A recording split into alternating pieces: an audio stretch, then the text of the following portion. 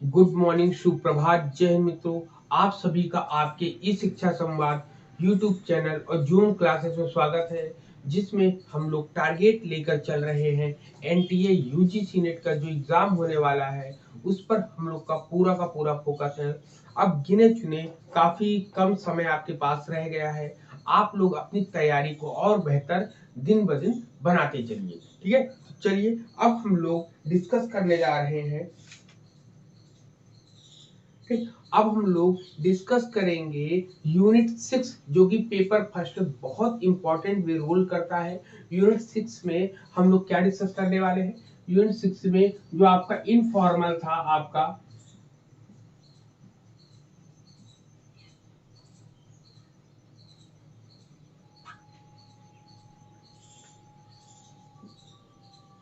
ठीक है, इनफॉर्मल क्या था आपका? इनफॉर्मल फैंसीज थी। इनफॉर्मल फैंसीज जो है दो भागों में विभाजित हुई थी, जिसमें एक था आपका फैंसी ऑफ रिलेवेंस था और दूसरा था फैंसी ऑफ एम्बिगिटी लिंग्विस्टिक।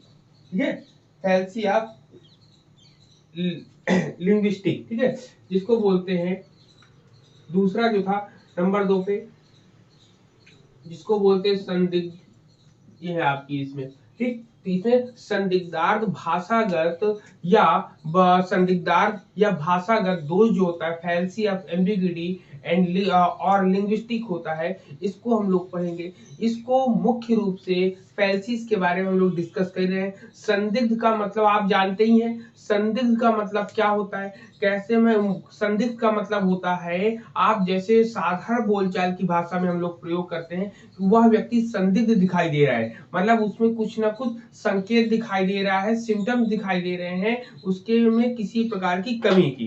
ठीक है ना, तो इसे कहते हैं, इस दोष को हम लोग अर्ध तार्किक दोष भी कहते हैं। क्या कहते हैं? अर्ध तार्किक दोष। लिख लीजिएगा, अर्ध तार्किक दोष। ठीक है, क्या कहते हैं? अर्ध तार्किक दोष कहते हैं इसको, बोलते हैं सेमी लॉजिकल फैल्सीज। क्या बोलते हैं? फैल्सीज। ठीक है, सेमी लॉजिकल फैल्सीज भी इसको कहा जाता है। ठीक, ये एग्जाम में आपका अगर आएगा तो आप इसको याद रखेंगे कि संदिग्धार दोष या भाषागत दोष जो होता है उसको अन्य किस नाम से जानते हैं? तो उसको हम लोग अर्ध तार्किक दोष के नाम से भी जानते हैं हम लोग। क्लियर? अब इसमें कहते हैं कि यह दोष जो है भाषा की संदिग्धता से उत्पन्न होता है। ठीक है, यह दोष कैसे उत्पन्न होता है? तो भाषा की संदिग्धता से उत्पन्न होता है। इस प्रकार जब किसी युक्ति में शब्दों की अस्पष्टता या अनेकार्थता या वाक्य रचना की अस्पष्टता हो तो वहां पर भाषागत दोष दिखाई देता है। मतलब भाषागत दोष का मतलब आपका ये होता है, या संदिग्धार्थ का मतलब ये होता है कि उसमें कोई ना कोई चीज कमी दिखाई देना, कोई ना कोई चीज उसमें संकेत दिखाई देता है कि हाँ इस चीज में कोई ना कोई कमी है, तभी ये पूर्ण नहीं है। जब कभी कोई चीज पूरी नहीं होती है तो हम लोग को संदेह रहता है कि ये चीज पूरी नहीं है, इसमें कुछ ना कुछ कमी ही रह गई या किसी ने इसको छुपा लिया है। तो इस प्रकार के दोष को हम लोग संदिग्धार दोष कहते हैं। यह दोष जो है निम्नलिखित रूपों में पाया जाता है। या हम कह सकते हैं इसके प्रकार जो है निम्नलिखित है। तो इसके 5 प्रकार बताए गए हैं या 5 भाग बताए गए। नंबर 1, पहला है अनेकार्थ दोष होता है। ये हो गया। ठीक, तो हम लोग डिस्कस क्या कर रहे हैं? हम लोग डिस्कस कर रहे हैं संदिग्धार्थ दोष या भाषागत दोष, जो होता है फैंसी ऑफ एम्बिग्यूटी और लिंग्विस्टिक होता है। इसके बारे में हम लोगों ने डिस्कस करी कि जब कभी यह दोष जो है भाषा की संदिग्धता से उत्पन्न होता है, जब इसमें किसी भी युक्ति में शब्दों की जब अस्पष्टता होती है या वाक्य रचना में अस्पष्टता होती है, उसमें कोई कमी दिखाई देती है, तब इस प्रकार का दोष पाया जाता है। यह दोष निम्नलिखित प्रकार के हो सकते हैं आपके। कैसे? इसके प्रकार के बारे में हम बात कर सकते हैं। जैसे सबसे पहला आप हम लोग पढ़ेंगे इक्विवोकेशन। इक्विवोकेशन फैल्सी। इक्विवोकेशन फैल्सी अनेकार्थ दोष होता है। दूसरा फैल्सी ऑफ आपका फैल्सी ऑफ एम्फीबोली। क्या है? फैल्सी ऑफ एम्फीबोली है, जिसको वाक्य छल या भ्रामक रचना या द्रव्यार्थकता दोष कहते हैं हम लोग। फिर आपका आता है तीसरा, जो आता है आपका फैल्सियावेसेंट आता है, जिसको स्वराघात या पदाघात या फिर ब्रह्मकोच्चारण दोष कहा जाता है। और जो आपका चौथा आपका आता है फैल्सी ऑफ कंपोजिशन। फैल्सी ऑफ कंपोजिशन में क्या होता है, संग्रह होता है या संहति होती है या संकलन दोष इसको कहा जाता है। और आपका अंतिम जो पांचवा है फैल्सी ऑफ डिवीजन होता है, जिसको बोलते हैं विग्रह या विभाजन या विभाग दोष। ठीक है, अब हम लोग सबसे पहले पॉइंट की बात हम लोग करेंगे। सबसे पहले पॉइंट में क्या बात करेंगे, तो सबसे पहला पॉइंट आपका क्या है, अनेकार्थ दोष, जिसको इक्विवोकेशन फैल्सीज के बारे में हम लोग कहते हैं, जानते हैं। इसमें क्या होता है, इसमें कहता है कि जब किसी युक्ति में किसी पद का प्रयोग अनेक अर्थों के रूप में हुआ हो तो उसमें अनेकार्थक दोष होगा। क्या होगा, क्या लिखा है कि जब किसी युक्ति में किसी पद का प्रयोग अनेक अर्थों के रूप में होता है, ठीक, तो उसे हम अनेकार्थक दोष कहते हैं। लेकिन जब इस प्रकार के अनेकार्थक पदों का प्रयोग किसी न्याय वाक्य में किया जाता है तो वहां तीन प्रकार के दोष उत्पन्न हो सकते हैं या तीन प्रकार के दोष हो जाते हैं। कौन कौन से हैं, एक होता है आपका मुख्य पद, कौन सा, जो मैंने आपको बताया था,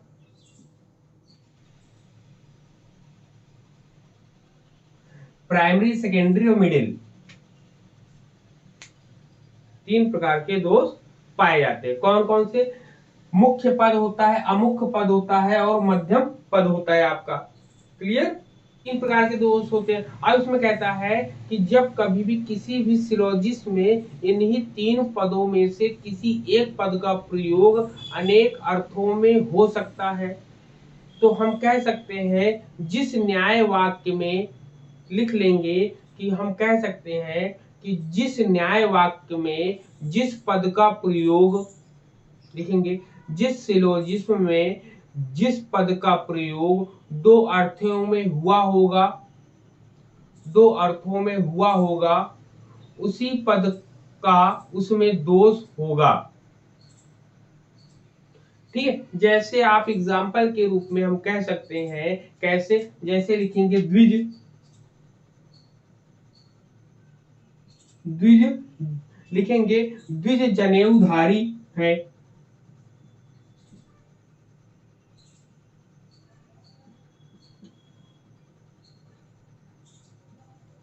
ठीक, पहला लिखा कि द्विज जनेऊधारी है। दूसरा हम लिखते हैं पक्षी द्विज है। पक्षी क्या है, पक्षी द्विज है। ठीक, फिर तीसरा कहता है कि पक्षी जनेऊधारी है। अब निष्कर्ष जब निकालेंगे, भाई जनेऊधारी है, द्विज द्विज कट गया, क्या लिखेंगे, पक्षी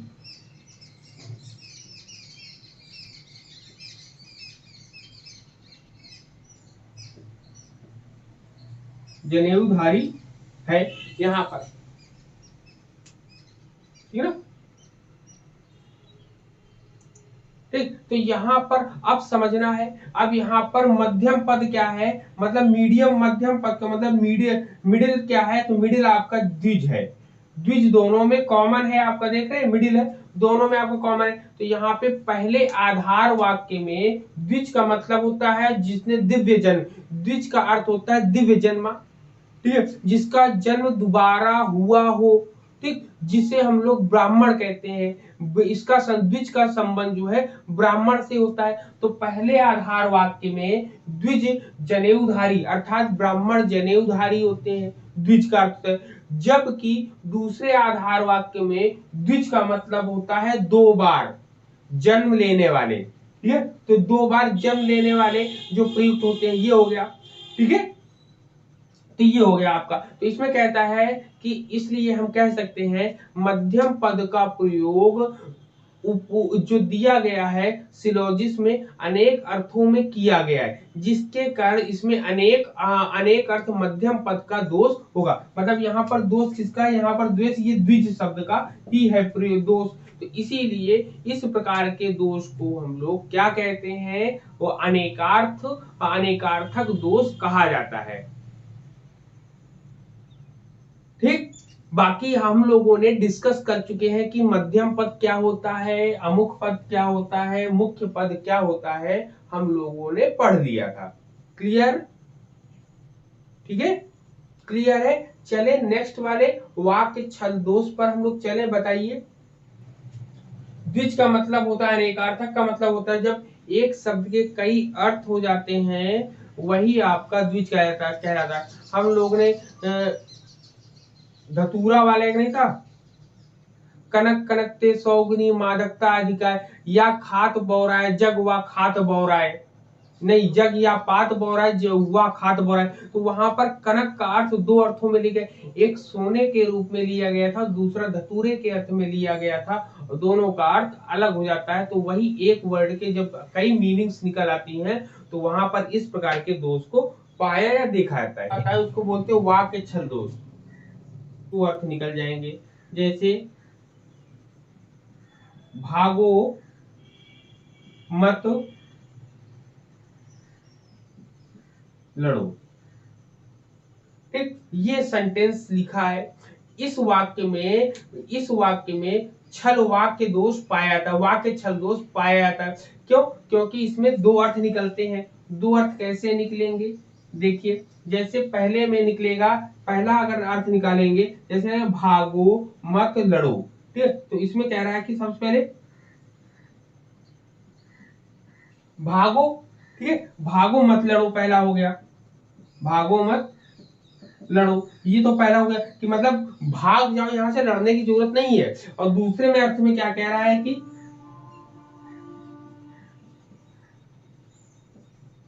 भागो मत बल्कि तुम लड़ो यहां से। एक तो भाग जाने की बात कर रहा है, एक जो है खड़े होकर युद्ध करने की बात कर रहा है, यहाँ पर लड़ाई करने की बात कर रहा है। तो दोनों एक ही सेंटेंस को दो अर्थों में हम निकाल सकते हैं। कैसे? पहला कह रहा है कि भागो, कह रहा है पहले वो कह रहा है कि भागो मत लड़ो, यहां से भाग जाओ, लड़ने की आवश्यकता नहीं है। और दूसरा कह रहा है कि भागो मत, मतलब यहां से भागो नहीं, यहां से जाओ नहीं, लड़कर तब जाओ। ठीक है, तो ये हो गया। तो दोनों के अर्थ जो है अलग अलग चीजों के रूप में हम लोग निकाल सकते हैं। तो यहाँ पे वाक्य छल दोष यहाँ पर पाया जाता है। ठीक, जबकि हम लोगों ने अनेकार्थक में क्या किया था, अनेकार्थक में जब कभी हम लोग करेंगे तो उसमें तीन प्रकार के निकलेंगे आपके, कौन? मुख्य पद, अमुख्य पद और आपका मध्यम पद निकलता है। जबकि दूसरे वाक्य छल में आपको ये चीजें नहीं मिलेंगी, यही दोनों में अंतर है। ठीक, वहां पर भी एक शब्द के दो अर्थ निकलते हैं, यहाँ पर भी एक शब्द के दो अर्थ निकलते हैं। अंतर इतना है कि वहां पर मुख्य अमुख और मध्यम पद होता है, जबकि यहाँ पर मुख्य अमुख और मध्यम पद नहीं होता है। एक ही सेंटेंस को दो अर्थों में लिया जाता है आपका।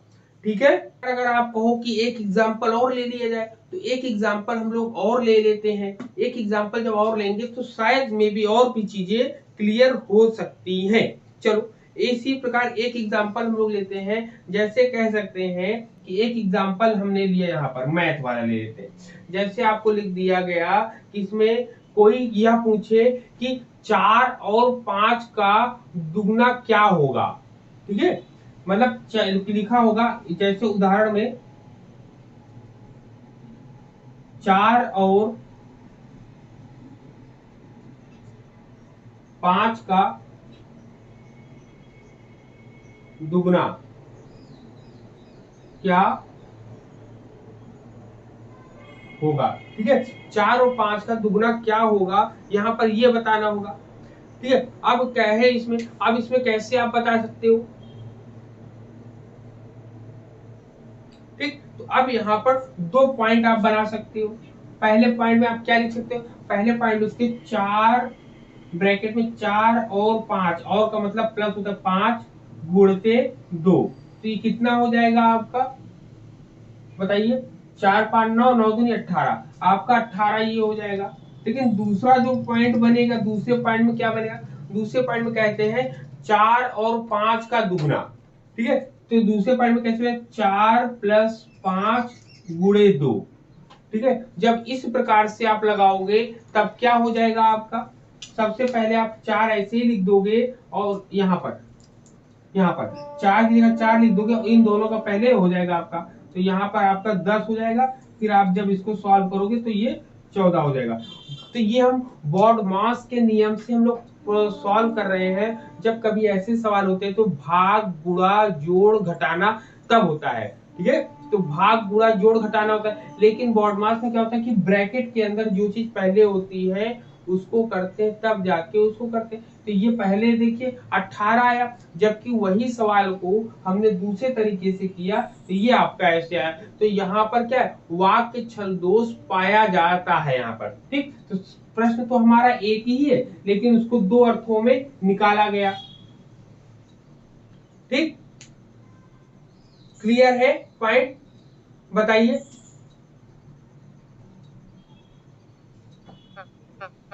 हम लोग अब डिस्कस करेंगे स्वराघात दोष, जिसको फैंसी एसेंट बोलते हैं हम लोग। इसमें क्या होता है, ऊपर के दो चीजों को हम लोगों ने पढ़ लिया, तीसरे पॉइंट पे हम लोग डिस्कस करेंगे।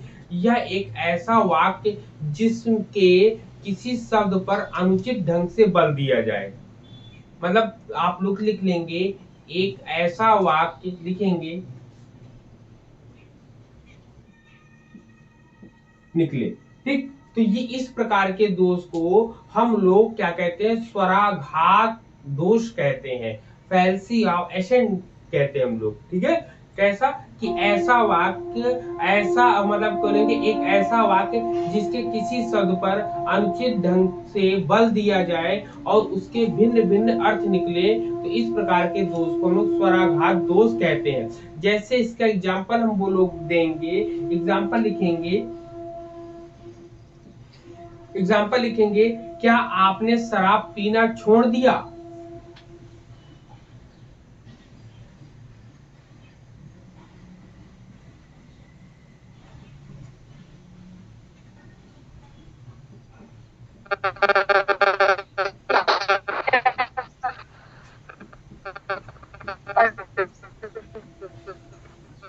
ठीक, छोड़ दिया है,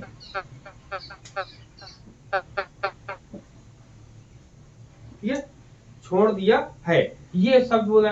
तो इस वाक्य में आप देख रहे होंगे कि जो है इसमें यदि आपने देखा कि बल दिया जाए तो इसमें अर्थ क्या निकलता है कि कम से कम आप तो शराब पीना नहीं छोड़ सकते हैं। मतलब क्या इसमें एक यहाँ पर अगर इसका निष्कर्ष निकालेंगे कि इसमें लिखा है कि क्या आपने शराब पीना छोड़ दिया, इसको दो अर्थों में निकाल सकते हैं।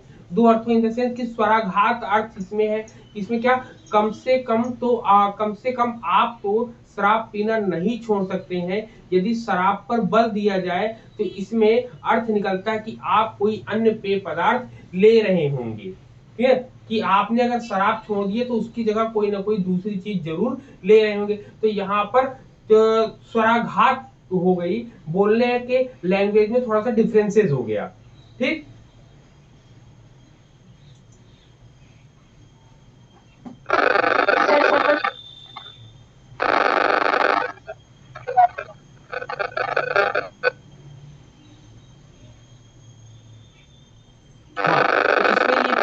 बताइए स्वराघात दोष में क्या होता है कि बोलने के अर्थ हो, जब हम बोलते हैं कोई चीज तो उसके जो है मीन्स निकाले जाते हैं। जैसे क्या है कि क्या आपने शराब पीना छोड़ दिया है, तो इसका अर्थ ये हुआ कि आप शराब कभी नहीं छोड़ सकते। जैसे देखा होगा आपने गुस्से में किसी को हम लोग बोल देते टोन में ना कि क्या तुमने ये चीज काम छोड़ी, जबकि जान रहे कि वो इंसान वो काम नहीं छोड़ सकता है, फिर भी हम लोग उसको बोलते हैं हम लोग, ठीक। तो ये आपका स्वराघात होता है आपका। तो सर कहाँ इसमें दो अर्थ निकल रहे हैं ना कि इसमें कि क्या आपने, जैसे हम लोग देखते हैं घरों में हम लोग बोलते हैं कि क्या तुमने वो काम करना छोड़ दिया, तो आप जान रहे हो, जानबूझकर हम लोग बोलते हैं कि वो काम वो छोड़ दे, लेकिन वो काम छोड़ता नहीं है और हम स्वराघात में बोलते हैं। यदि उसने वो छोड़ा होता तो हम बोलते ही ना, ठीक। वो काम नहीं छोड़ा है और वो कहता है कि हमने छोड़ दिया, तो हम लोग कहते हैं ना क्या आपने ये काम छोड़ दिया कि नहीं छोड़ दिया, आखिर नहीं छोड़ा है ना, तो और आप कभी छोड़ भी नहीं सकते हो। तो ऐसे कंडीशंस आती हैं आपके सामने।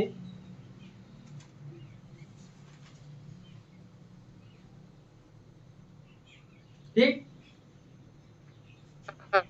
चलो फिर इसके बाद अब हम लोग आते हैं नेक्स्ट, फैलेसी ऑफ कंपोजिशन होता है। फैलेसी ऑफ कंपोजिशन क्या होता है इसके बारे में भी हम लोग डिस्कस कर लेंगे। इसमें कहता है कि यह संग्रह दोष जब व्यष्टि से समष्टि, ठीक है, जब व्यष्टि से समष्टि निष्कर्ष निकाला जाता है या निगमित होता है तब इस प्रकार का दोष होता है। लिखेंगे यह दोष, लिखेंगे यह दोष जब व्यष्टि से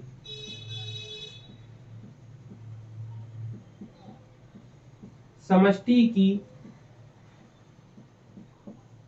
ओर, व्यष्टि से समष्टि की ओर निगमित होता है,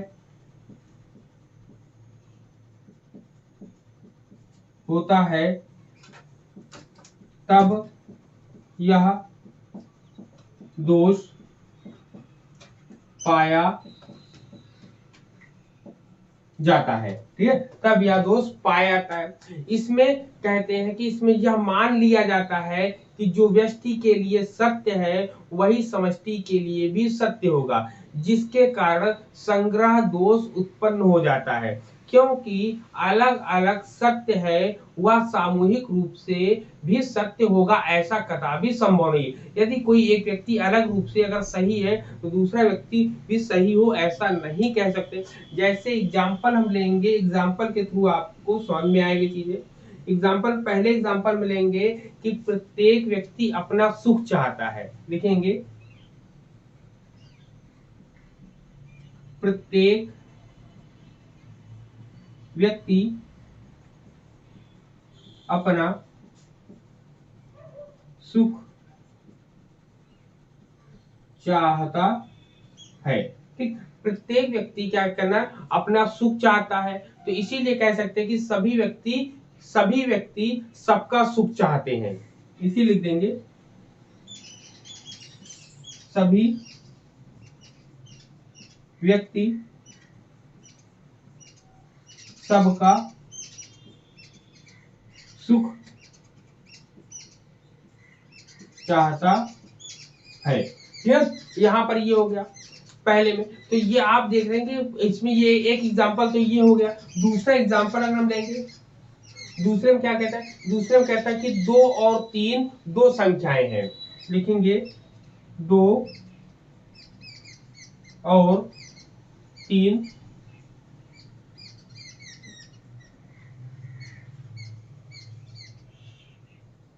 दो संख्याएं हैं।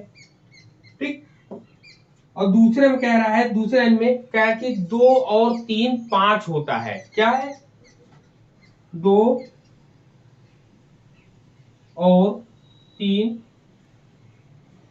5 होता है। ठीक, तो यहां पर ये हो गया 2 और 3 5 होता है। तो 5 क्या है, 5 भी एक क्या है, 5 दो संख्या, 5 भी क्या है, 5 जो है क्या है, 5 दो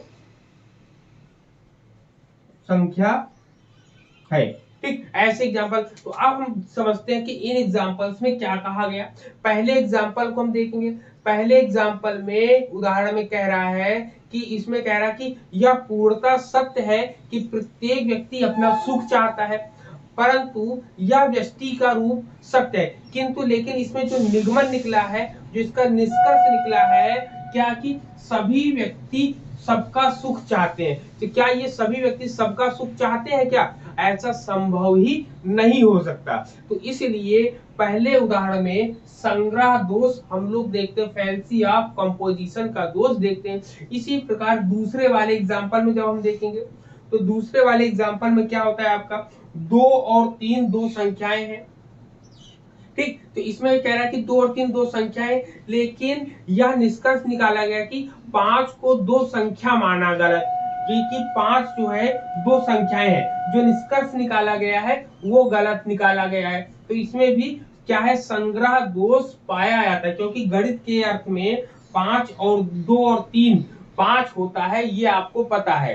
ठीक है ना। और 2 और 3 दो संख्याएं भी हैं, तो यहाँ पे निष्कर्ष निकालेंगे ना। निष्कर्ष जब कभी हम लोग निकालते हैं तो आप लोग को निकालना बताया ना कि ये और ये जो भी चीज कॉमन हो उसको हटा दो। आप हटा दिया कॉमन, तो क्या होगा, 5 2 संख्या है, ये जब निष्कर्ष निकाला तो यहाँ पर क्या है, संग्रह दोष पाया गया यहाँ पर। तो इस प्रकार इस सवाल को हम लोग सॉल्व करेंगे। क्लियर है पॉइंट, चले आगे। फैल्सी ऑफ डिवीजन क्या होता है, विग्रह दोष। इसमें कहते हैं कि जब समष्टि से व्यष्टि निष्कर्ष निकाला जाता है, लिखेंगे जब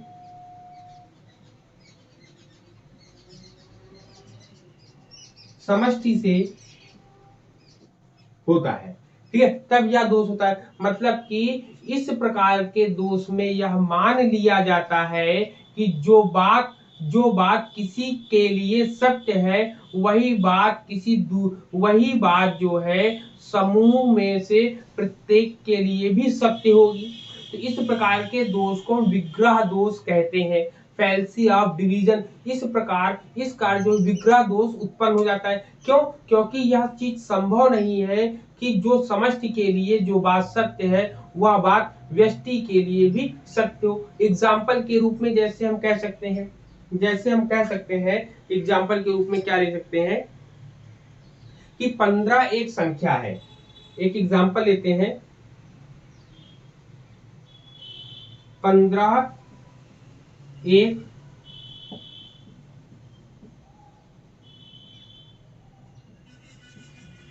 15 क्या है, 15 एक संख्या है। फिर हम बोलेंगे 8 और 7 15 होते हैं। हम क्या बोलेंगे,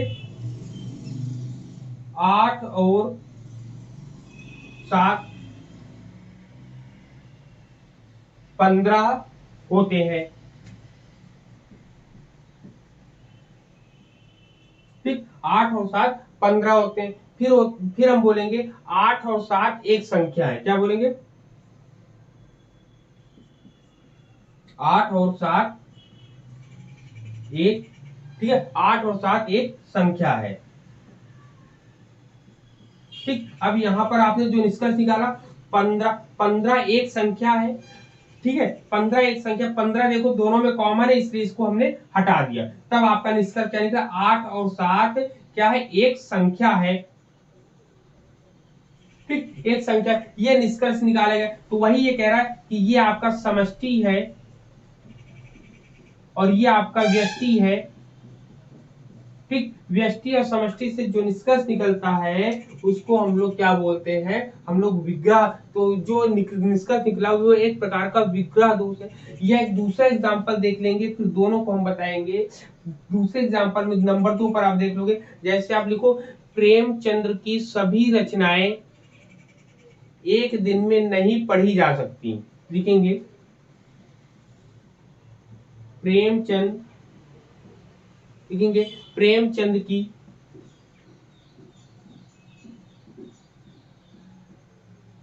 सभी रचनाएं एक दिन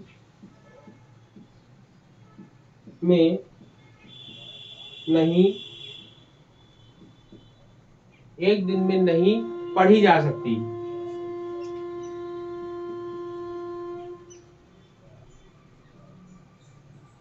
ठीक, ये हो गया। फिर दूसरा लिखे कि गोदान प्रेमचंद की एक रचना है।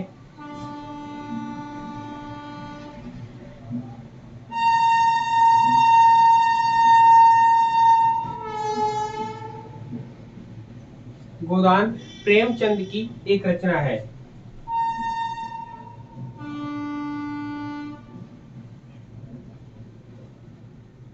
एक रचना है, ठीक है, ये हो गया। फिर आपसे कहा जाए, अब यहाँ पे आप निष्कर्ष निकालोगे। तो निष्कर्ष कैसे निकलेगा, अब निष्कर्ष निकालोगे क्या हो जाएगा कि गोदान एक दिन में नहीं पढ़ी जा सकती। क्या होगा,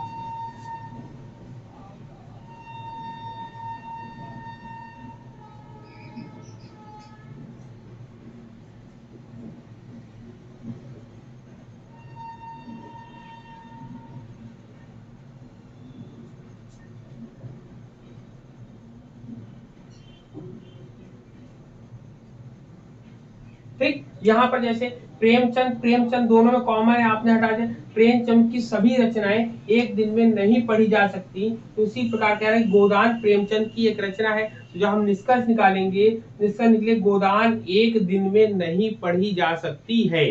तो ये रचना जब निकलता है तो इस प्रकार के जो दोष पाए जाते हैं, इसी को हम लोग विग्रह दोष कहते हैं हम लोग, ठीक है ना। इसी प्रकार के दोष को हम लोग क्या कहते हैं, विग्रह दोष कहते हैं हम लोग इसी प्रकार के दोष को। जैसे इसमें आप हम लोग देख सकते हैं कि पहले उदाहरण में क्या है आपका, पहले एग्जाम्पल में कि इसमें कहते हैं कि यदि यह विचार किया जाए कि पहले कि 15 एक संख्या है, लेकिन इससे जो निष्कर्ष निकाला गया है 8 और 7 एक संख्या है, यह सत्य नहीं है, क्योंकि 8 एक अलग संख्या है और 7 एक अलग संख्या है। ठीक, दोनों एक संख्या नहीं, दोनों अलग अलग संख्या है। तो निष्कर्ष इसमें से गलत निकला है। तो इसमें हम कह सकते हैं कि जब कभी भी समष्टि से व्यष्टि निष्कर्ष निकाला गया हो तो उसमें किस प्रकार का दोष पाया जाता है, तो उसको हम विग्रह दोष कहते हैं। ये लाइन आपके एग्जाम में आएगी कि जब कभी भी समष्टि से व्यष्टि निष्कर्ष निकाला जाता है तो उसमें किस प्रकार का दोष पाया जाता है, तो आप बताएंगे विग्रह दोष पाया जाता है उसमें, ठीक है। ये हो जाता है। फिर इसी प्रकार दूसरे उदाहरण में हम देख सकते हैं, इसमें कहा गया है कि प्रेमचंद की सभी रचनाएं एक दिन में नहीं पढ़ी जा सकती, किंतु इससे जो निष्कर्ष निकाला गया है कि गोदान एक दिन में नहीं पढ़ी जा सकती, यह एक अनुचित है। तो इसलिए इसमें भी विग्रह दोष पाया जाता है आपका। तो दोनों एग्जाम्पल को मैंने आपको क्लियर कर दिया। अब बताइए कोई डाउट है? पूरे की पूरी चीजों को खत्म कर लिया है। अब जो शाम को क्लास होगी उसमें हम लोग लॉजिक AEIO जो होता है, AEIO, इन चारों में जो संबंध होता है उसको हम लोग डिस्कस करने वाले हैं, ठीक है। ठीक है, तो क्लास यहीं तक रखते हैं, शाम को हम लोग मिलेंगे। तब तक के लिए सभी को जय हिंद।